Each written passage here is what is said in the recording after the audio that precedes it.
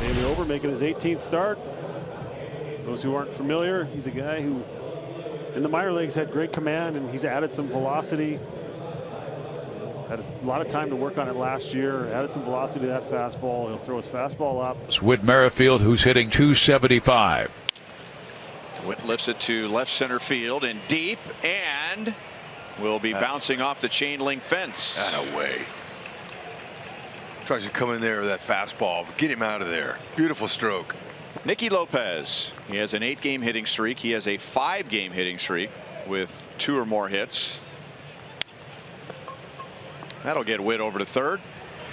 And Simmons throws late. He wasn't able to get much on the throw.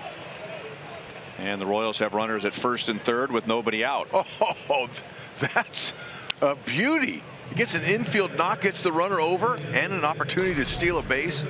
Look at this, a jam shot. And Simmons, he knows he can run. Salvi hits a fastball to right field, and Ref Snyder is at the wall. It's kind of an afterthought after all those breaking balls. Both Royals will move up. Whit scores on Salvi's 105th RBI, and Nicky Lopez moves up to second base. And they'll be going up against Chris Bubic for the 4th time this year. Yeah, you know what? They're familiar with Bubic. Buxton, in his first at bats of the last 2 ball games, has hit a couple of tape measure home runs. Driven to the corner. Fair. Off the limestone into the seats. It'll be a double. So Bubic kept him in the ballpark, but barely. I guess technically he didn't. It just went out on 1 hop instead of on the fly. And that gets away. Rivero unable to control the pitch, and Buxton moves up to third. That'll get the run in, and a long run for Benintendi, and he'll get there on the edge of the track. Arise with a sacrifice fly, and the Twins even it up at 1. Adalberto Mondesi will lead off the 2nd inning. He is hitless on the trip. And Mondi pounds one to deep right field, and gone. And bouncing out towards the street here at Target Field. A home run by Mondesi, and the Royals take the 2-1 lead. So now you've got 2 quick guys on with only 1 out. That's into short center, and now they'll get the force play at third and the double play. What an intelligent play. Well, Whit Merrifield let the ball land, and he got the force play at third and the force play at second. Here comes Rocco Baldelli to come out and talk with Rob Drake about the play. But not high enough to be an infield fly, even though it looked like maybe he had some intent, but backed up, played it on the hop, and then recognized where the runners were. Incredible. That's going to be the appeal here for Rocco Baldelli as he talks to the umpires. After the fact, the infield fly rule has been called. I'll be shocked if Matheny stays in this game right here. And I think both Rocco Baldelli and Mike Matheny have good cases to argue.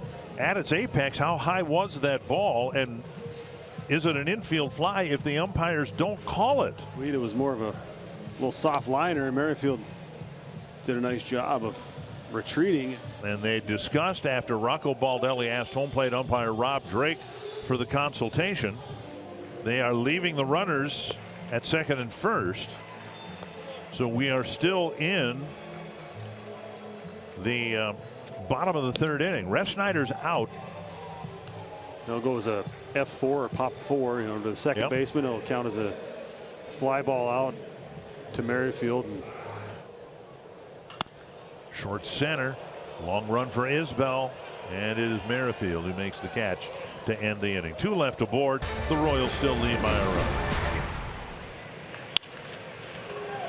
Pulls it through the shift. All right. And it's the right fielder Ref Snyder coming over to get it. So a good at bat for Ryan O'Hearn, and he's on. Rivero pulls it to the left side, and that's through on an 0-2 pitch.